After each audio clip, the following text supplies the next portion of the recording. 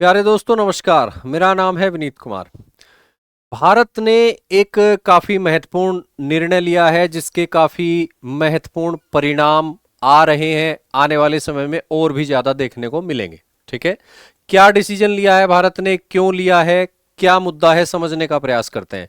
भारत ने गंवाया अहम एयरबेस, यानी भारत का एकमात्र सैनिक अड्डा जो किसी दूसरे देश में स्थित था उसको भारत ने खाली कर दिया है।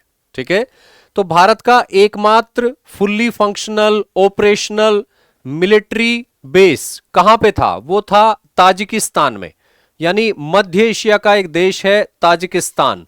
वहां पे एक भारत का मिलिट्री एयरबेस था जो लगभग 20 साल तक भारत के पास रहा।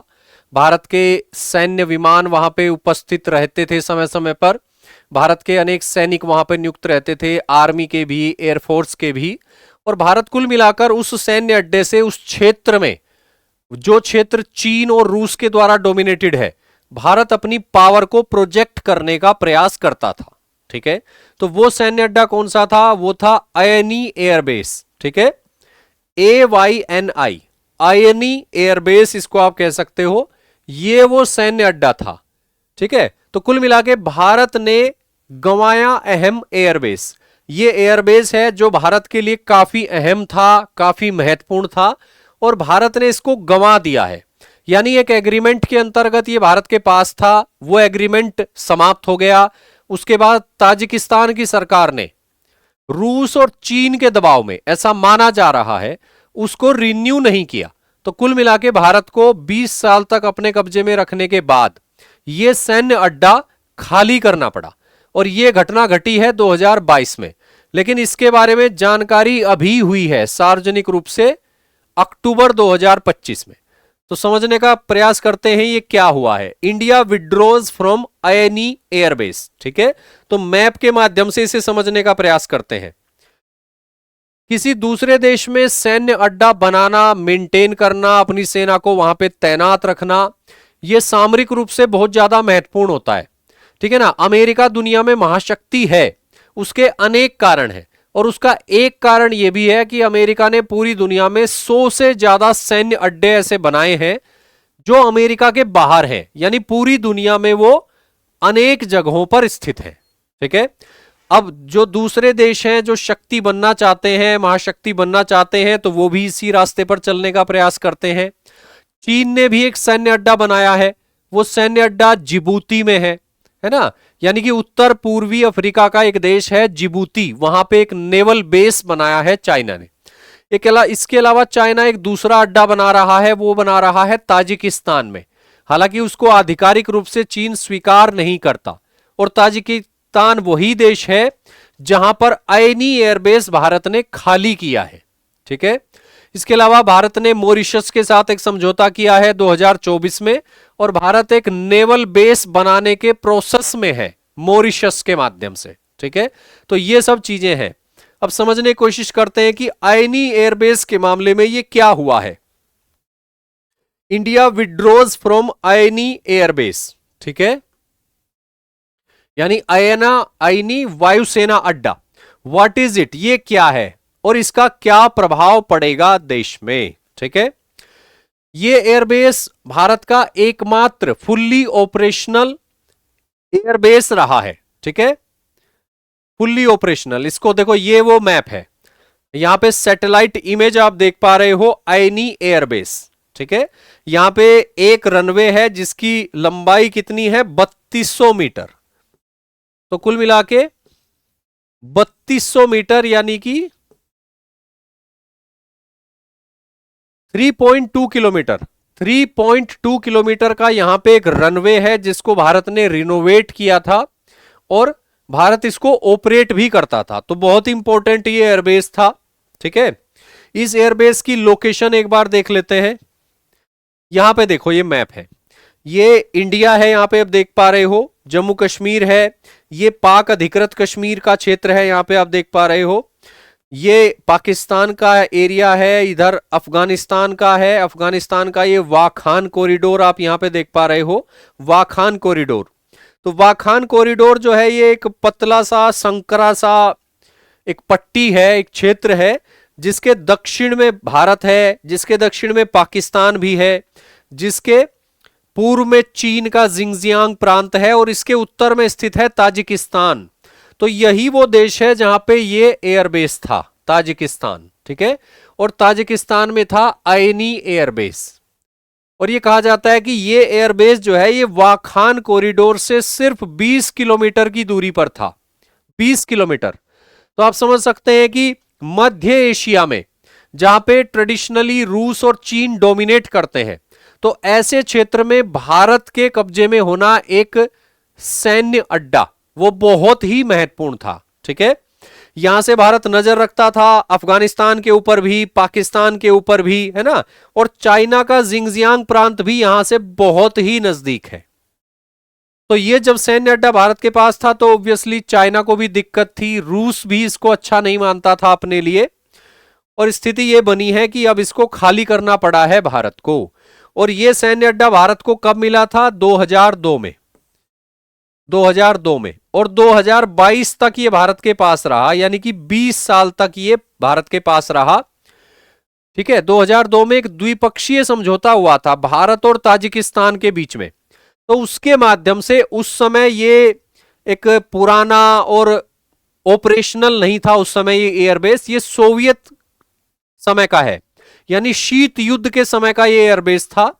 तो इसको भारत ने लीज पर ले लिया था 20 सालों के लिए 2002 में ताजिकिस्तान से। और उसके बाद भारत ने यहां पे 80 मिलियन डॉलर जो है उसका निवेश किया, इन्वेस्ट किया। ठीक है, कितने? 80 मिलियन। तो 80 मिलियन डॉलर भारत ने यहां पर खर्च किए। ये जो हवाई पट्टी आप देख रहे हो इसको रिनोवेट किया गया। ठीक है, यहां पे एयर ट्रैफिक कंट्रोल सिस्टम लगाए गए, हैंगर बनाए गए जिसके अंदर एयरप्लेन जो है उनको सेफ रख सकते हैं, और अदर इंफ्रास्ट्रक्चर यहां पे डेवलप करी गई। तो कुल मिला के लगभग 20 वर्षों तक, ठीक है, 20 वर्ष तक भारत ने इस सैन्य अड्डे को अपने पास रखा, इसको मेंटेन किया और इसको ऑपरेट किया। ठीक है, और इसका इस्तेमाल भी किया। जब 9/11 के हमले से पहले तालिबान पावर में था अफगानिस्तान में, और नॉर्दर्न अलायंस एक संगठन होता था जो संघर्ष कर रहा था तालिबान से, तो नॉर्दर्न अलायंस जो है उसको सपोर्ट करता था भारत। तो तालिबान के विरुद्ध नॉर्दर्न अलायंस के संघर्ष में भारत सपोर्ट करता था नॉर्दर्न अलायंस का, और नॉर्दर्न अलायंस को सपोर्ट करने के प्रोसेस में इस एयरबेस का भारत इस्तेमाल किया करता था। इसके अलावा 2024 में जब तालिबान ने काबुल पर कब्जा कर लिया और भारतीयों को वहां से निकालना पड़ा, तो उस समय भी भारत ने इस एयरबेस का इस्तेमाल किया था। तो कुल मिला के भारत कई बार अपने लक्ष्यों को प्राप्त करने के लिए इस एयरबेस का इस्तेमाल करता रहा था। ठीक है, तो ये बड़ा सवाल है कि why India had airbase in Tajikistan. Bharat का ताजिकिस्तान में एयरबेस क्यों था? भाई क्यों तो इसलिए था कि काफी महत्वपूर्ण होता है एयरबेस दूसरे देश में प्राप्त करना। वो किसी देश को सामरिक बढ़त देता है, इंटेलिजेंस अवेलेबल कराता है, उस देश का वैश्विक स्तर पर बढ़ता हुआ प्रभाव भी वो दिखाता है। ठीक है, तो कुल मिला के बहुत इंपॉर्टेंट था। और क्यों इसको खाली किया? भारत सरकार का कहना है कि द्विपक्षीय समझौता समाप्त हो गया, समझौते के अंतर्गत ये भारत के पास था, समझौता समाप्त हुआ तो भारत ने इसको ताजिकिस्तान को सौंप दिया, ताजिकिस्तान के हैंडओवर कर दिया। ठीक है, जबकि यह कहा जा रहा है कि ताजिकिस्तान ने उस समझौते को रिन्यू नहीं किया, यानी कि उसको उस लीज को बढ़ाया नहीं 20 साल से ज्यादा, और ऐसा उसने किया चीन के और रूस के दबाव में। ठीक है, और चीन के बारे में तो यह कहा जा रहा है कि वो खुद ताजिकिस्तान में ही एक सैन्य अड्डा बना रहा है जिसके सैटेलाइट इमेज जो है वो अवेलेबल हैं। हालांकि आधिकारिक तौर पर चीन इसको स्वीकार नहीं करता, ना ही ताजिकिस्तान इसको स्वीकार करता है। ठीक है, तो कुल मिला के एक बहुत महत्वपूर्ण एयरबेस जो है वहां पे भारत को खाली करना पड़ा। और यह कहा जाता है कि जब ये एयरबेस फुल्ली फंक्शनल था, यानी अपने पीक पर था, तो वहां पे 200 भारतीय सैनिक जो है वो तैनात रहते थे। 200, जिसमें कुछ एयरफोर्स के होते थे, है ना, और कुछ होते थे आर्मी के। और इसके अलावा कुछ 4-5 सुखोई 30 MKI फाइटर जेट भी वहां पे तैनात रहते थे। ठीक है, 4-5 फाइटर जेट्स।